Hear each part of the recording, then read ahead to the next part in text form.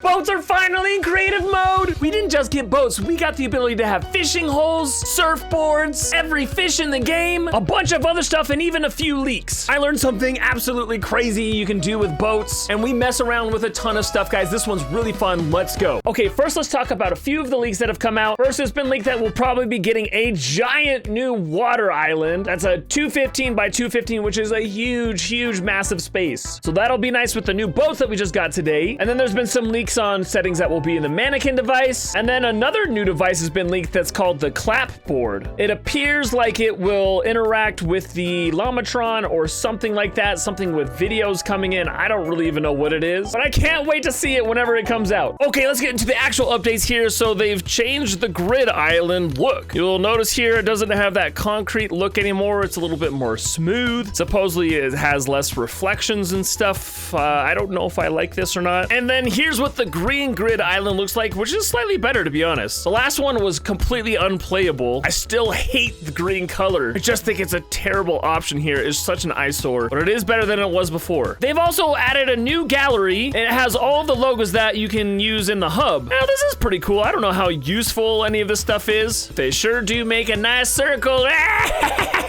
Look at that. It's kind of beautiful.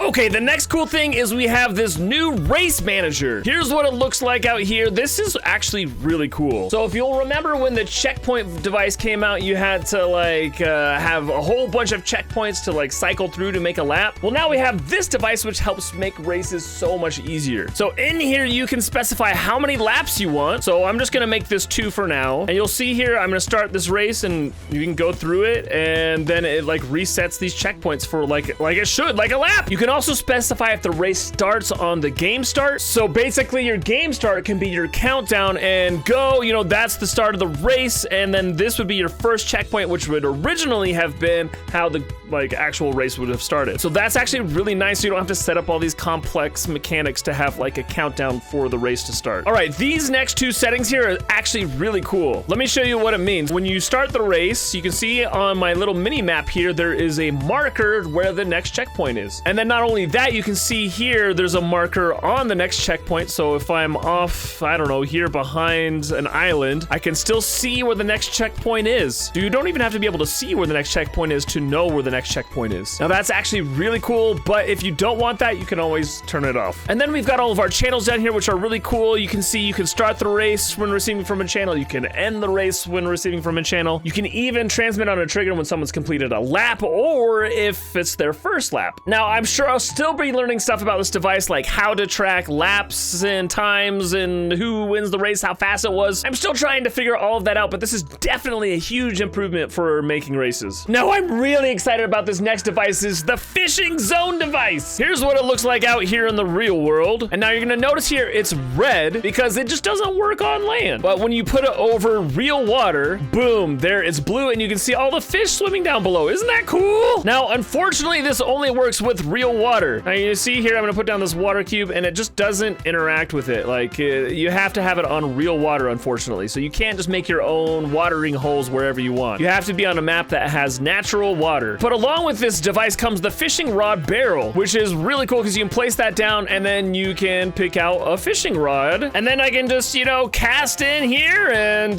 get myself a good fish. All right, there we go. Let's catch it. Oh, okay, we got an SMG. Now, there's not a lot of settings on this. Really, the only thing you can change is how many times it's allowed. I do think this is a really cool setting here that there's a battle royale setting. So what this means is that it acts the same way that it does in the battle royale game mode. However that current like setting is, that's what it's gonna be in your game. Or you can just change how many times you want people to be able to use it. And then this is cool is that when it's caught, you can transmit on a channel. So let's say you can only fish this once. And when it's caught, it transmits on channel 1. And then you can enable the second fishing hole here when it receives from that channel. And let's see if this works. Okay, yeah, so you see my first fishing hole here. Let's catch a fish. All right, there we go. Nice. Ooh, a spicy fish. And then look, this other one's activated already. Dude, that is so cool. So you could have like a whole game mode where you're trying to find the next fishing hole and you gotta fish them out. Now, one thing I don't love about this device is that you can't specify what loot comes out of it. So it's just kind of random. You're getting guns, you're getting fish. I would love to see this more like the item spawner where I could drop in whatever weapons or consumables that I want to come come out of it. Which brings up the next thing that's really cool is that they've added all of the different types of fish into creative mode. So this is really cool is that they all will work like they do in Battle Royale, but then the problem is you can't like put them in the fishing hole so that only those things can be caught. So that's why I would really love it that if I drop this out, you know, it would fall into the fishing hole and then you could catch that fish, but that's not currently how it works. Now let's get on to the 2 new vehicles that have been added. Let's do the surfboard device, which is really cool. You can just place it down and it just falls wherever you place it. Now this is just like the hoverboard, but guys, it doesn't really work on land very well, but once you boost onto the water, it, you know, it rides smooth. So this is actually really cool. It's not exactly the hoverboard, but pretty close. Now all of the settings are very similar to any other vehicle. One thing that's missing for me on the surfboards is I wish you could just have the boost on at all times. Similar to the boost regen settings on the cars and helicopters, I would love that on the surfboard, but we currently don't have that, unfortunately. I do love this, that there's the weapon vehicles enabled, which is for the new boat spotter. Oh, here we go. I'm placing it down, baby. Oh, there we go. Okay, it's floating.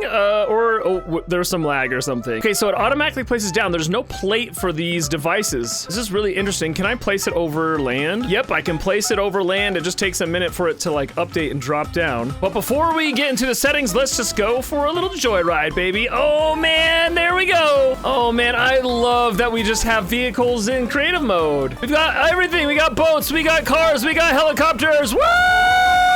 And it even fires missiles, guys. Check it out. Okay, before we really mess around with the boats, let's just look at the settings. Okay, I'm really seeing all the exact same settings as the other vehicles. The only thing that's different is that you can enable or disable the weapon. So this is all gonna act and feel the same as the other vehicles, at least in how they interact with like races and stuff. Oh, dang though, this one doesn't have the boost regen setting. So you can't make it so you always have boost on. So it's just stuck in the like current settings. Okay, I wanna see how many of these I can actually place down. So right now I have 4 on the map and I'm just gonna like place as many as I can down here. Okay, I'm at 10 already. Guys, I'm at 30, but wait a second, what's going on here? Okay, when you place a whole bunch of them down, they kind of glitch out. And look at this, I've got like boats raining down. Oh my gosh, guys, I'm pretty sure this is a glitch, but this makes for something amazing. Like imagine trying to swim through this and not getting hit by a falling boat. Oh, this is so cool.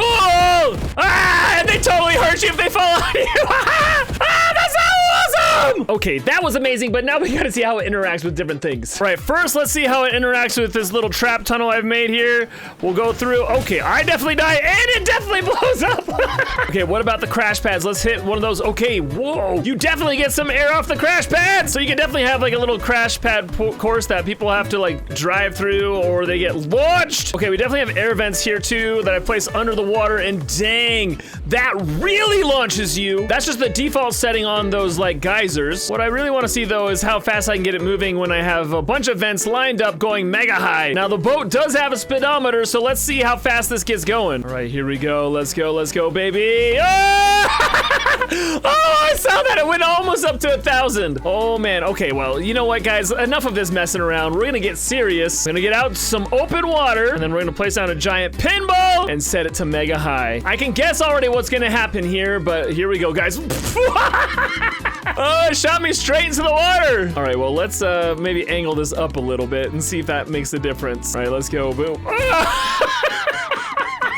Oh, it sends you into like a death spiral. I was expecting this to just shoot me straight, man. Okay, so I angled this to like point into the map here. See if I can get like, whoa, 2,400 miles per hour. Holy cow, man, that just launches you. And there's like no control on this, guys. So now if you made a little bumper death run for this, if you even like nudge it even a little bit, you'd probably go flying. Oh man, vehicles hitting bumpers is like the best thing that's ever happened to creative mode. Okay, one last test. I want to see how easy it is to like hit targets off in the distance with the weapons. Oh dude, it's totally easy. And you could have like an aim course with this and everything. Oh, I love it. Guys, I love all the updates we've gotten recently. Woo, we've got boats!